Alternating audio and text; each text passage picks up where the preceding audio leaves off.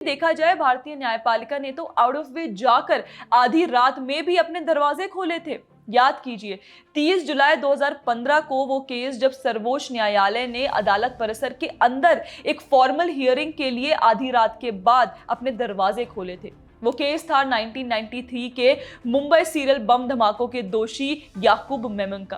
तब 30 जुलाई को सुबह लगभग 3:20 पर कोर्ट रूम संख्या 4 में 90 मिनट की सुनवाई के लिए अदालत खुली, जिसमें उसकी फांसी पर 14 दिनों की रोक लगाने की याचिका खारिज कर दी गई और मेमन को सुबह 7 बजे नागपुर सेंट्रल जेल में फांसी दे दी गई।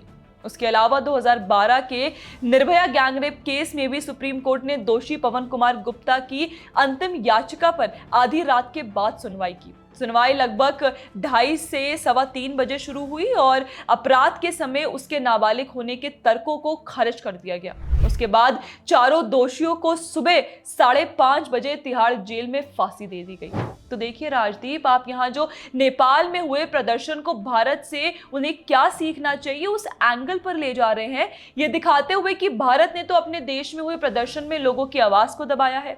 तो आप ऐसी भ्रामक कहानियां यहाँ कृपया ना फैलाएं, क्योंकि पहली बात तो जो नेपाल में हो रहे प्रदर्शन है वो उनकी लैक ऑफ एडमिनिस्ट्रेशन या कहें तो कथित तौर पर बाहरी तथ्यों की दखल अंदाजी की वजह से हो रहा है। और हाँ, भारत में भी ऐसे कई मौकों पर यहाँ भी सरकार के खिलाफ प्रदर्शन के पीछे भारी फोर्सेस का हाथ रहा है, लेकिन यहाँ सब कुछ एक एडमिनिस्ट्रेटिवली कंट्रोल्ड ढंग से किया जाता है।